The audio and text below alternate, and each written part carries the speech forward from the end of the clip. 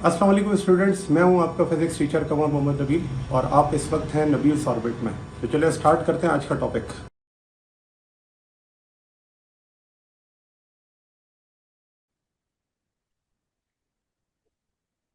अच्छा जी। तो पहली एग्जांपल इसमें यह है, Navish is dragging a suitcase through an airport and pulls it a distance of 4.9 meter along level foot. She is applying a constant force of 16.8 Newton in 30 degree with the horizontal. कहते हैं आप 0.170 Newton friction force opposes the suitcase motion. Find the work done by Mavish, frictional force and net work done by all the forces acting on the suitcase. ये आपने क्या करना है, calculate करना है। तो सबसे पहले हम क्या करते हैं, इसका डेटा लिखते हैं।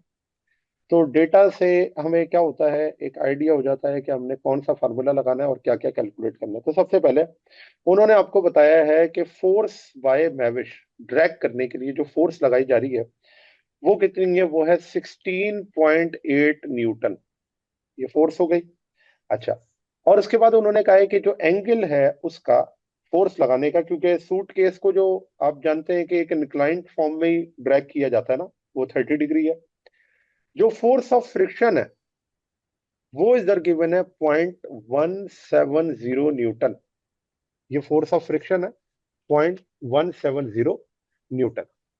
अगला, जो यहां पर अगर आप देखें तो जो एंगल होगा, क्योंकि फ्रिक्शन के अगेंस्ट अगर आप काम कर रहे हैं तो जो थीटा एफ है, यहाँ पे थीटा एफ वो कितना है 180 डिग्री, क्योंकि फ्रिक्शन तो हमेशा क्या करती है, अपोज करती है। ठीक है। उसके बाद जो डिस्प्लेसमेंट है यहाँ पे वो कितना है, तो डिस्प्लेसमेंट है 4.90 मीटर। ये है डिस्प्लेसमेंट। अब क्या क्या फाइंड आउट करना है, तो रिक्वायरमेंट में अगर हम देखें कि क्या रिक्वायर्ड है, तो उसे हम इस तरह से लिख सकते हैं कि आपको उन्होंने कहा हुआ है वर्क डन बाय मैविश, WM। ये आपने फाइंड आउट करना है फर्स्ट पार्ट। सेकेंड पार्ट में वो आपसे कहता है work done by friction, work done by friction. और थर्ड पार्ट में वो आपसे कहता है नेट वर्क डन क्या होगा, ये भी आपने कैलकुलेट करना है। तो ये तीन पार्ट्स इसके अंदर उन्होंने क्या किए हैं, पूछे हैं। ठीक है। अच्छा, अब जरा देखें कि इस चीज को अगर हम शो करें तो किस तरह से शो कर सकते हैं डायग्राम के जरिए। तो ये आपके पास है कि ये एक फ्लोर है और इस फ्लोर के ऊपर एक जो है वो सूट केस है। ठीक है। और उस सूट केस को एक जो है वो बच्ची क्या कर रही है, ड्रैग कर रही है। अब इसका जो एंगल बन रहा है वो कितना बन रहा है, 30 डिग्री। ठीक है। ड्रैग करने का जो एंगल बन रहा है वो कितना बन रहा है, 30 डिग्री। जो फोर्स इसके ऊपर अप्लाई हो रही है वो है 16.8 न्यूटन। ये फोर्स अप्लाई हो रही है। अच्छा, जो यहाँ पर फोर्स ऑफ फ्रिक्शन है, फोर्स ऑफ फ्रिक्शन जो कि क्या होगी, ऑपोजिट, वो कितनी है, 0.170 न्यूटन। और ये सूट के डिस्प्लेस होता है कितना, 4.90। डिस्प्लेसमेंट इस सूट केस का कितना है, 4.90। ठीक है। अब हमने क्या करना है, वर्क डन बाय मैविश, कितना वर्क डन वो अप्लाई कर रही है, क्योंकि फोर्स और डिस्प्लेसमेंट साथ नहीं है बल्कि फोर्स का कंपोनेंट डिस्प्लेसमेंट की डायरेक्शन में है। तो चले इसकी हम सोल्यूशन यहां पर कर लेते हैं। तो सोल्यूशन में सबसे पहला part A, work done by मैविश। कैसे कैलकुलेट करेंगे, तो वर्क डन का फार्मूला होता है F into D, force into displacement. तो यहां पर जो फोर्स है एफ एम और जो डिस्प्लेसमेंट है डी, डॉट प्रोडक्ट जब ओपन होगा तो यहां लिखा जाएगा F M D cos theta, F M D cos theta. तो अब यहां पर लिखते हैं वर्क डन बाय मैविश, एफ एम की वैल्यू क्या है, तो वो है 16.8 न्यूटन। ठीक है। और डी कितना है, तो डी है 4.9। क्या है, 4.9। और कॉस थर्टी 0.866 के बराबर होता है। तो वर्क डन बाय मैविश बताएंगे कितना आ जाएगा आंसर इसका, 71.29। 71.29। और यूनिट क्या है, जूल्स। ठीक है। तो ये आपके पास आंसर आ गया फर्स्ट पार्ट का। अब आ जाए सेकंड पार्ट पर। तो सेकंड पार्ट को सॉल्व करने के लिए हमने कैलकुलेट करना है वर्क डन बाय फ्रिक्शन। तो वर्क डन बाय फ्रिक्शन में आपने cos 180 पुट करना है, तो मैं वर्क डन बाय फ्रिक्शन को इस तरह लिख देता हूं। तो ये बराबर हो जाएगा माइनस एफ इंटू डी। ठीक है, माइनस का साइन मैंने इसलिए लगा दिया क्योंकि एंगल क्या है 180 डिग्री। अब माइनस एफ की जगह क्या आ जाएगा, तो एफ है 0.170 और डी कितना है 4.90। चले, तो वर्क डन बाय फ्रिक्शन किसके बराबर होगा,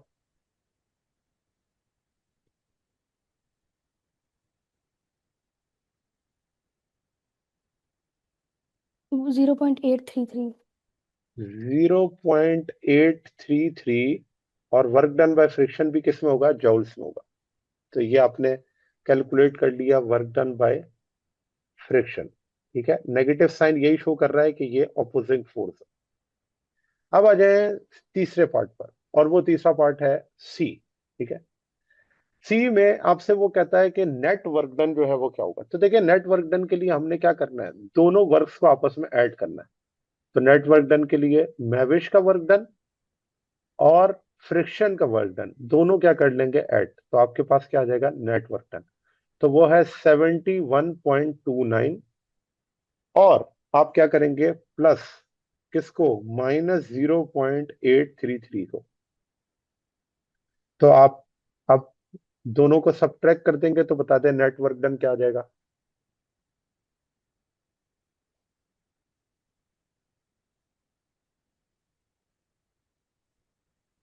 70.457. 70.457 जूल्स। तो ये आपका क्या हो गया आंसर, वर्क डन नेट, ये इसके बराबर है। ठीक है, तो क्वेश्चन आसान होता है, बस यही है कि आपने इसको सही तरीके से डेटा एक्सट्रैक्ट कर लिया तो फिर अगला सॉल्यूशन आपके लिए इजी हो जाता है। चले असाइनमेंट पे आ जाए। असाइनमेंट के अंदर अगेन आपको क्या क्या गिवन है, अ बॉक्स हैविंग 40 kg। डेटा इसका निकाल लेते हैं पहले। तो मैथ जो है वो कितना है, 40 kg। Math 40 kg is drag on a frictionless inclined surface to a height of 8 metre. Height कितनी है, 8 मीटर।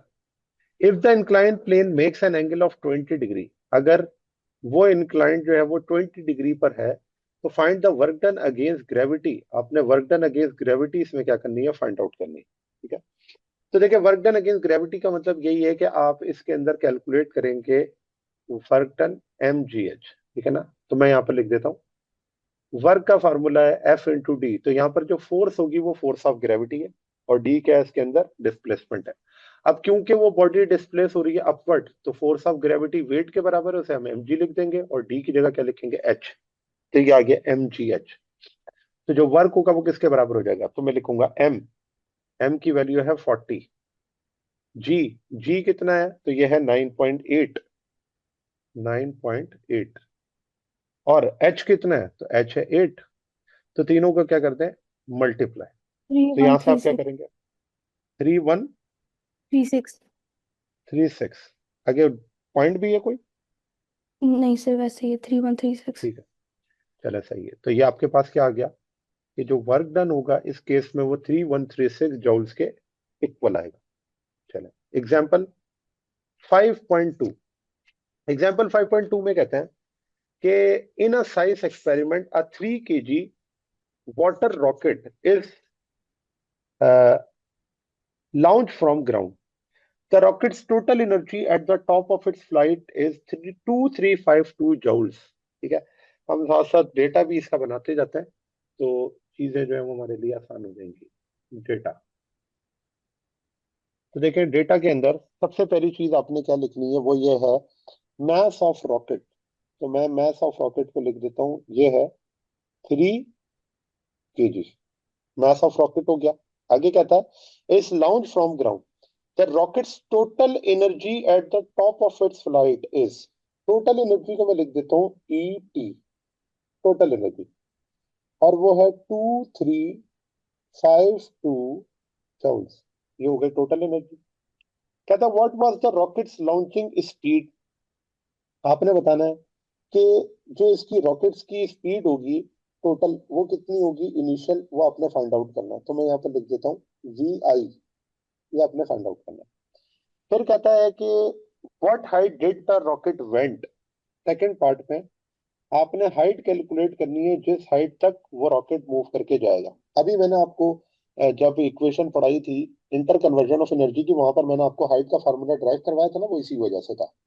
उसके बाद what is the kinetic energy and potential energy of the rocket, E part में आपने क्या फाइंड आउट करना है, आपने फाइंड आउट करना है कि काइनेटिक एनर्जी और जो पोटेंशियल एनर्जी है वो क्या होगी, ये भी आपने क्या करना है, फाइंड आउट करना है। Kinetic energy and potential energy of the rocket. और उसके लिए आगे वो कहते हैं कि rocket 2.5 second after it's launch, तो टाइम आपको दे दिया और वो टाइम की वैल्यू है 2.5 second. T is equals to 2.5 second. तो चलिए इसको आप सॉल्व कर लेते हैं सोल्यूशन। तो देखिए सोल्यूशन में सबसे पहले क्या करना है, आपने v को कैलकुलेट कर। अब v को कैसे कैलकुलेट करेंगे, तो उसके लिए हम फार्मूला यूज कर लेते हैं किसका, काइनेटिक एनर्जी का। और इस वक्त ये काइनेटिक एनर्जी टोटल एनर्जी के बराबर है, तो मैं यहाँ पे लिखता हूँ total energy is equals to half M V square. तो अगर आपने v कैलकुलेट करना है, उसी की वजह से तो ये टोटल एनर्जी बनी है ना, तो v का फार्मूला क्या बन जाएगा, अंडर रूट। ये मैं डायरेक्ट नहीं करता बल्कि आपको सॉल्व करके बता देता हूँ। अगर मैंने यहाँ से v को आइसोलेट करना है तो क्या होगा, तो मैं ऐसे लिख सकता हूँ 2et डिवाइडेड बाय m।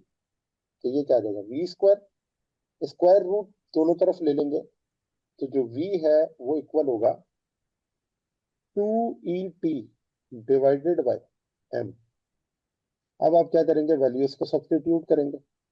तो 2 इंटू टोटल एनर्जी कितनी है 2352, पुट करें कैलकुलेटर में और डिवाइड करें किसके साथ, मैथ्स के साथ। मैथ्स कितना है 3, तो बताएंगे इनिशियल स्पीड कितनी आ जाएगी इसकी, 39.59।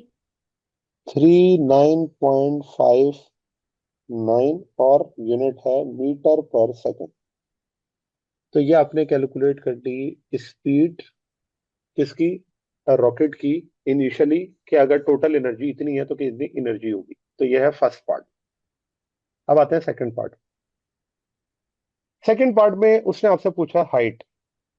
तो हाइट निकालने के लिए हम क्या करेंगे, पोटेंशियल एनर्जी का फार्मूला यूज करेंगे।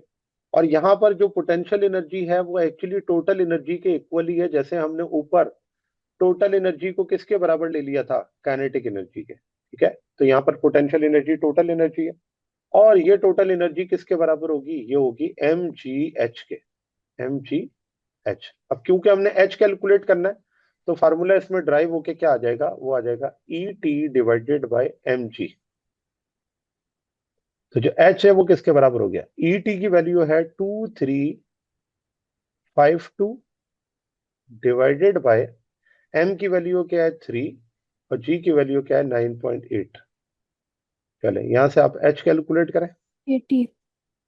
80 मीटर, बिल्कुल सही है। तो ये आपके पास क्या आ गई, हाइट आ गई। चले थर्ड पार्ट। थर्ड पार्ट में जो सी पार्ट है उसके अंदर उसने आपसे कहा है कि काइनेटिक एनर्जी और पोटेंशियल एनर्जी क्या करें, फाइंड आउट कर लें। तो देखें अगर मैं for example kinetic energy find out करूं, क्योंकि मुझे वेलोसिटी के बारे में पता है, और उन्होंने जो है काइनेटिक एनर्जी कैलकुलेट करने के लिए कहा है, तो फाइनल आपके पास जो वेलोसिटी है वो इसके अंदर क्या होगी, वो आपने क्या करना है, पुट करना है आफ्टर 2 सेकेंड। तो फाइनल वेलोसिटी निकालने के लिए सबसे पहले मुझे आफ्टर 2.5 सेकेंड फाइनल वेलोसिटी का पता होना चाहिए। तो मैं सबसे पहले यहाँ पर क्या करता हूँ, वी एफ को फाइंड आउट करते हैं। तो एक स्टेप मुझे और करना पड़ेगा इसमें, और वो इस तरह से होगा कि मैं इक्वेशन लगाता हूँ V F is equals to V I plus A T. ठीक है, तो रॉकेट ऊपर अगर जा रहा है तो हम अपने केस में वी एफ, वी आई क्या है, तो वी आई की वैल्यू है 39.59। ए की जगह क्या आ जाएगा, माइनस जी, माइनस जी को लिख सकता हूँ -9.8। और टी क्या है, टी है 2.5 सेकेंड। जरा ये सॉल्व करके मुझे बता दें कि वी एफ की वैल्यू क्या आएगी, ताकि मुझे पता चल जाए 2.5 सेकंड के बाद वेलोसिटी कितनी होगी। 3.09। 15.09 मीटर पर सेकेंड। अच्छा, अब ये तो आपके पास आ गई क्या, फाइनल वेलोसिटी। अब इस फाइनल वेलोसिटी से आप उस पॉइंट पर क्या कर सकते हैं, काइनेटिक एनर्जी फाइंड आउट कर सकते हैं कि वो क्या होगी। तो काइनेटिक एनर्जी को अगर मैं यहाँ पे कैलकुलेट करूं, तो kinetic energy final is equals to half M V F square. तो ये हो जाएगा हाफ एम किसके बराबर है, तो एम है 3 और वी एफ 15.09 और इसका स्क्वायर। निकालेंगे काइनेटिक एनर्जी।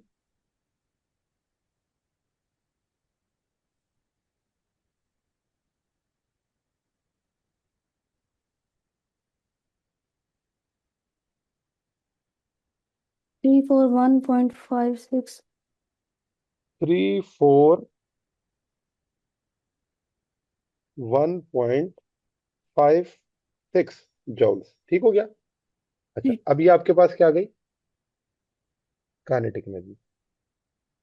अब देखें, अगर काइनेटिक एनर्जी पता है और टोटल एनर्जी पता है, तो क्या हम पोटेंशियल एनर्जी निकाल सकते हैं। और वो कैसे निकालेंगे कि जो टोटल एनर्जी है वो सम है किसका, काइनेटिक प्लस पोटेंशियल का।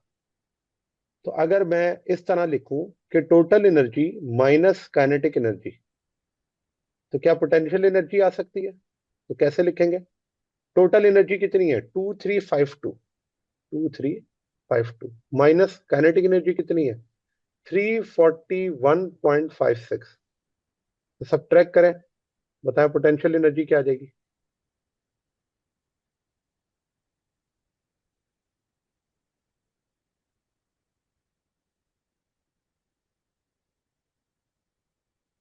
टू जीरो वन 0.44 2010.44 जूल्स, ये इसकी क्या हो गई, टोटल पोटेंशियल एनर्जी हो गई। ठीक है, तो ये इन्होंने क्या कहा था आपको कैलकुलेट करने के लिए इन पॉइंट्स पर। क्लियर है यहां तक बात। जी। चले 5.2 एग्जाम्पल के अंदर वो आपसे कहता है a crane holding 5000 kg of mass at a height of 12 meter. Suddenly the crane unholds the mass. Find the kinetic energy of the mass just before striking the ground. इसका मतलब ये है कि यहाँ पर inter conversion of energy use हो रही है। एक एनर्जी का लॉस होगा, दूसरी एनर्जी का गेन होगा, और वही गेन हमने कैलकुलेट करना है। कैसे कैलकुलेट करेंगे, डेटा। तो यहाँ पर डेटा में सबसे पहले आपके पास आ जाएगा मैस, और वो मैस कितना है 5000 kg। ठीक है, ये मैस है, और इसको किस हाइट से 12 मीटर की है, तो यहां लिख देते हैं height 12 metre. Suddenly the crane unholds the mass, find the kinetic energy of the mass just before striking the ground. तो जब वो क्रेन से वो बॉडी या वो मास जो है जो कि 500 केजी का है, वो उसे ड्रॉप करेगा, तो हम जानते हैं कि इसके अंदर काइनेटिक एनर्जी गेन होगी, पोटेंशियल एनर्जी लॉस होगी। तो मैं यहाँ पर इसका सोल्यूशन अगर लिखूं तो वो इस तरह से होगा कि loss in potential energy is equals to gain in kinetic energy, gain in kinetic energy। तो लॉस इन पोटेंशियल एनर्जी में क्या है, तो हम लिखते हैं mgh, और गेन इन काइनेटिक एनर्जी में क्या है, तो उसे हम लिखते हैं हाफ mv स्क्वायर। ठीक है, ये m से ये m क्या हो गया, कैंसिल। ठीक है, और बल्कि इसके अंदर हमने क्योंकि काइनेटिक एनर्जी फाइंड आउट करनी है, तो हम इसे कैंसिल नहीं करते और हम काइनेटिक एनर्जी को ही यहाँ पे क्या कर लेते हैं, फाइंड आउट। किस तरह से, कि आपने लिख दिया mgh, और ये है काइनेटिक एनर्जी का गेन, और यही हमने क्या करना है, कैलकुलेट करना है। तो आप देखें m की जगह क्या आ जाएगा 5000, और g कितना है, तो g की वैल्यू है 9.8, और h की वैल्यू उन्होंने कितनी दी हुई है, किस हाइट से ड्रॉप कर रहा है, वो है 12 मीटर। तो आप यहाँ से क्या करेंगे, काइनेटिक एनर्जी को फाइंड आउट कर लेंगे, और यही हमारा क्या होगा आंसर, 588000 58830। 3 zeros। ठीक है, और एनर्जी की यूनिट क्या है, जूल्स है। ठीक है, तो ये आपके पास हो गया। जो एग्जाम्पल और असाइनमेंट आपकी बुक के अंदर मौजूद है, उनको हमने डिस्कस कर लिया। अब आते हैं जी स्टूडेंट्स, तो ये था आज का हमारा टॉपिक। उम्मीद है आपको टॉपिक समझ आया होगा। अगर आप नबील्स ऑर्बिट में रहना चाहते हैं तो सब्सक्राइब करें, और नई आने वाली वीडियोस के लिए बेल आइकन प्रेस करें। Thank you very much. Allah हाफिज़।